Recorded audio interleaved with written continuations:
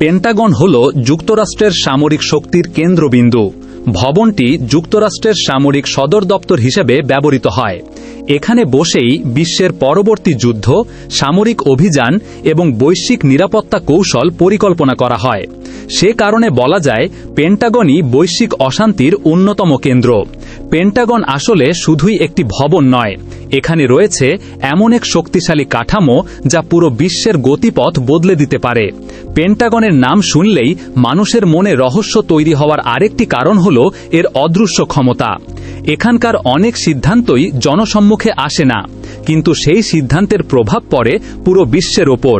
তাই পেন্টাগনকে বোঝা মানে শুধু একটি ভবনকে বোঝা নয়, বরং একটি শক্তিশালী সিস্টেমকে বোঝা। আমেরিকার প্রতিরক্ষা সদর দপ্তর পেন্টাগনের কাজ কি এবং এই একটি ভবন কিভাবে সমগ্র বৈশ্বিক অশান্তির কেন্দ্রবিন্দুতে পরিণত হয়েছে সে সম্পর্কে আলোচনা করা হবে। যুক্তরাষ্ট্রের রাজধানী ওয়াশিংটন ডিসির পাশে ভার্জিনিয়া অঙ্গরাজ্যের আর্লিংটনে পেন্টাগনের অবস্থান। পেন্টাগন শব্দটি এসেছে জ্যামিতির একটি শব্দ থেকে, যার অর্থ 5 কোণ বা 5 বাহু বিশিষ্ট আকৃতি। ভবনটির নকশা এমনভাবেই করা হয়েছে যাতে পুরো স্থাপনাটি 5 কোণা আকারের হয়। এই অনন্য নকশার কারণেই ভবনটির নাম রাখা হয়েছে পেন্টাগন। পৃথিবীতে অনেক বড় বড় ভবন থাকলেও এ ধরনের পঞ্চভুজ আকৃতির প্রশাসনিক ভবন আর কোথাও নেই। তাই পুরো মার্কিন সামরিক নেতৃত্বকে বোঝাতেই ধীরে ধীরে পেন্টাগন শব্দটির ব্যবহার জনপ্রিয় হয়ে ওঠে। দ্বিতীয় বিশ্বযুদ্ধের ঠিক আগে আমেরিকার সামরিক প্রশাসন খুব দ্রুত বড় হয়ে উঠছিল। সেই সময় যুক্তরাষ্ট্রের ওয়ার ডিপার্টমেন্ট বা যুদ্ধ বিভাগ প্রায় 17টি আলাদা আলাদা ভবনে ছড়িয়েছিল। ফলে ভবনগুলোর মধ্যে যোগাযোগ ও সমন্বয় করা কঠিন হয়ে পড়ে।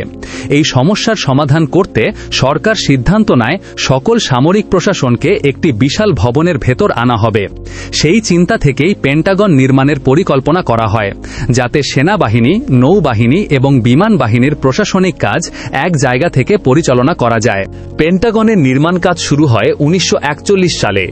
আশ্চর্যের বিষয় হল এত বিশাল একটি ভবন মাত্র 16 মাসের মধ্যেই তৈরি করা হয়েছিল। ফলে 1943 সাল থেকেই আমেরিকার সকল সামরিক কর্মকাণ্ড পেন্টাগন কেন্দ্রিক হয়ে পড়ে। যুদ্ধকালীন পরিস্থিতির কারণে এই ভবন দ্রুত নির্মাণ করাটা ছিল মার্কিন সরকারের প্রধান লক্ষ্য। তাই অনেক ক্ষেত্রে ভবনের নকশা এবং নির্মাণ কাজ একসঙ্গেই চলতে থাকে। ভবনটি মূলত কংক্রিট দিয়ে তৈরি করা হয়, কারণ সেই সময় ইস্পাতের বড় অংশ যুদ্ধের কাজে ব্যবহার করা হচ্ছিল।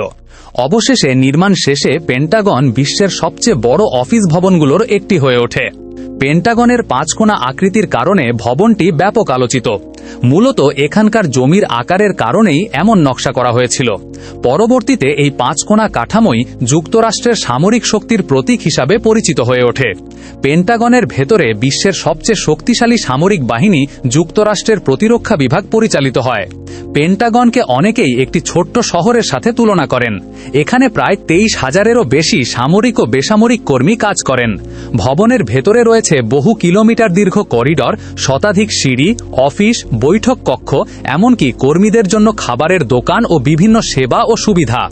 এত বড় অবকাঠামোর কারণে এটি শুধু একটি অফিস ভবন নয়, একটি বিশাল প্রশাসনিক কেন্দ্র হিসাবেই কাজ করে। এই ভবনে কাজ করা হাজার হাজার কর্মকর্তারা সামরিক কৌশল নির্ধারণ, গোয়েন্দা তথ্য বিশ্লেষণ এবং ভবিষ্যৎ সামরিক পরিকল্পনা তৈরির মতো স্পর্শকাতর বিষয়ের সাথে জড়িত। এখানকার প্রতিটি সিদ্ধান্ত অত্যন্ত গুরুত্বপূর্ণ, কারণ এই সিদ্ধান্তের প্রভাব পড়ে শুধু আমেরিকার ওপর নয়, বরং পুরো বিশ্বের ওপর। বিশ্বের বিভিন্ন অঞ্চলে মার্কিন সামরিক উপস্থিতি বজায় রাখা, নৌবহর মোতায়েন, সামরিক ঘাঁটি পরিচালনা করার মতো বিভিন্ন স্পর্শকাতর পরিকল্পনা পেন্টাগন থেকেই আসে। একদিকে পেন্টাগন নিজেকে বিশ্ব নিরাপত্তার রক্ষক হিসাবে উপস্থাপন করে, অন্যদিকে পেন্টাগনের কার্যক্রমের কারণেই বিশ্বের বহু দেশের সার্বভৌমত্ব হুমকির মুখে পড়ে। আমেরিকার যুদ্ধনীতি গ্রহণ এবং যুদ্ধ বাস্তবায়নের বেশ কিছু ধাপ থাকে। সেই প্রক্রিয়ায় পেন্টাগন হল সর্বশেষ হাতিয়ার। মার্কিন এই ব্যবস্থায় সবার ওপরে থাকে হোয়াইট হাউস বা প্রেসিডেন্ট, এরপর পার্লামেন্ট বা কংগ্রেস, তারপর তাদের গোয়েন্দা সংস্থা CIA এবং সবশেষে পেন্টাগন। হোয়াইট হাউস থেকে মার্কিন প্রেসিডেন্ট যুদ্ধের সিদ্ধান্ত দেওয়ার পর মার্কিন কংগ্রেস যুদ্ধ অনুমোদন এবং সামরিক বাজেট পাশ করে, আর CIA গোয়েন্দা তথ্য সরবরাহ করে, যুদ্ধের বাস্তবতা তুলে ধরে। এই পুরো কাঠামোর মধ্যে পেন্টাগনের কাজ হল রাজনৈতিক এবং গোয়েন্দা সিদ্ধান্তগুলোকে সামরিকভাবে বাস্তবায়ন করা। তার মানে পেন্টাগন হল আমেরিকার যুদ্ধ করার মেশিন। পেন্টাগনকে অনেকেই শুধু যুদ্ধ বা আগ্রাসনের প্রতীক হিসেবে দেখলেও মার্কিন সমর্থকেরা একে প্রতিরক্ষা অবকাঠামো হিসেবেই বেশি প্রচার করে। কারণ ন্যাটোর মতো জোটের মাধ্যমে পেন্টাগন তাদের ডেটারেন্স থিওরি বা প্রতিরোধ তত্ত্ব বাস্তবায়ন করে। এর মূল বক্তব্য হল শক্তিশালী সামরিক সক্ষমতা দেখিয়ে শত্রুকে আগে থেকেই নিরুৎসাহিত করা, যাতে যুদ্ধ শুরুই না হয়। এই দৃষ্টিকোণ থেকে পশ্চিমারা পেন্টাগনকে যুদ্ধ শুরু করার জায়গা নয়, বরং যুদ্ধ ঠেকানোর একটি মাধ্যম হিসাবে বিবেচনা করে। তবে সত্যিকার অর্থে যুদ্ধের নীল নকশা বাস্তবায়ন প্রক্রিয়ার সবচেয়ে গুরুত্বপূর্ণ অংশ হওয়ার কারণে আমেরিকার বৈশ্বিক আগ্রাসন এবং যুদ্ধ বাস্তবায়ন করা সম্ভব হতো না। বিশ্বের কোনো যুদ্ধই হঠাৎ করে শুরু হয় না। এর পেছনে থাকে দীর্ঘ পরিকল্পনা, প্রচারণা এবং রাজনৈতিক প্রস্তুতি। এই পুরো প্রক্রিয়ার একটি গুরুত্বপূর্ণ অংশ হল ন্যারেটিভ বা যুদ্ধের বয়ান তৈরি করা। আমেরিকা প্রথমে একটি দেশ বা গোষ্ঠীকে বৈশ্বিক নিরাপত্তার জন্য হুমকি হিসাবে তুলে ধরে। এরপর সেই হুমকিকে মিডিয়া এবং কূটনৈতিক ভাষার মাধ্যমে বিশ্ববাসীর সামনে বারবার খুব বড় করে তুলে ধরে। এরপর ধীরে ধীরে এমন একটি পরিবেশ তৈরি হয় যার মাধ্যমে পৃথিবীর যে কোনো দেশে আমেরিকার সামরিক আগ্রাসনকে শান্তি প্রতিষ্ঠার জন্য ন্যায্য হস্তক্ষেপ হিসাবে প্রচার করা হয়। ঠিক একই প্রক্রিয়া অনুসরণ করে ভিয়েতনাম, ইরাক, আফগানিস্তান, ভেনেজুয়েলা এবং সর্বশেষ ইরান যুদ্ধ শুরু করেছে আমেরিকা। যুদ্ধক্ষেত্রে শুধু সমরাস্ত্র মোতায়েনই নয়, বরং যুদ্ধের পেছনে বয়ান তৈরির কাজেও পেন্টাগনের ভূমিকা অত্যন্ত গুরুত্বপূর্ণ। কারণ যুদ্ধের কৌশলগত পরিকল্পনা, গোয়েন্দা তথ্য বিশ্লেষণ এবং সামরিক প্রস্তুতি সবকিছু এখান থেকেই পরিচালিত হয়। ফলে যুদ্ধ শুরু হওয়ার আগেই পেন্টাগন সংঘাতের ভিত্তি তৈরি করতে সাহায্য করে। যুদ্ধ এবং সামরিক সংঘাতের কারণে বিশ্বজুড়ে যে অস্থিরতা তৈরি হয় তার প্রভাব পড়ে অর্থনীতি, জীবনযাত্রা এবং মানবিক পরিস্থিতির উপর।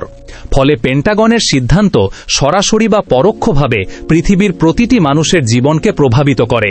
ঠিক যেমন পেন্টাগন ইরান যুদ্ধ শুরু করার পর থেকে সমগ্র বিশ্বে জ্বালানি সংকট দেখা দিয়েছে, নিত্য প্রয়োজনীয় পণ্যের দাম বাড়ছে, বাংলাদেশে ব্যাপক লোডশেডিং হচ্ছে, জরুরি সেবা ব্যাহত হচ্ছে। এসবই কোনো না কোনোভাবে পেন্টাগনের সাথে সম্পর্কিত। আর সে কারণেই পেন্টাগনকে বৈশ্বিক অশান্তির কেন্দ্র বললেও ভুল হবে না। বর্তমান পরিবর্তিত যুদ্ধ পরিস্থিতিতে ব্যাপক প্রযুক্তির ব্যবহার, সাইবার যুদ্ধ কিংবা কৃত্রিম বুদ্ধিমত্তার মতো সবকিছু পেন্টাগন তাদের পরিকল্পনার মধ্যে নিয়ে আসছে। কিন্তু আমেরিকার সামরিক খাতে সবচেয়ে বেশি বিনিয়োগ করে এবং বিশ্বের সবচেয়ে শক্তিশালী সেনাবাহিনী নিয়েও কোনো যুদ্ধেই জয়লাভ করতে পারে না। কারণ যুদ্ধে জিততে শুধু সামরিক সক্ষমতাই নয়, সবচেয়ে বেশি দরকার হয় নৈতিক সমর্থন। কিন্তু আমেরিকার প্রায় সকল যুদ্ধেই হয় নৈতিকতা বিবর্জিত অন্যায় যুদ্ধ, যার কারণে অতীতে ভিয়েতনাম, ইরাক কিংবা আফগানিস্তানের মতো দীর্ঘমেয়াদী যুদ্ধে বিপুল অর্থ ব্যয় এবং ব্যাপক সামরিক অভিযান চালিয়েও শেষ পর্যন্ত আমেরিকাকে লেজ গুটিয়ে পালাতে হয়েছে। সাম্প্রতিক সময়ের ইরান যুদ্ধ আমেরিকার জন্য একটি মারাত্মক ব্যর্থতা হিসেবেই দেখা হচ্ছে।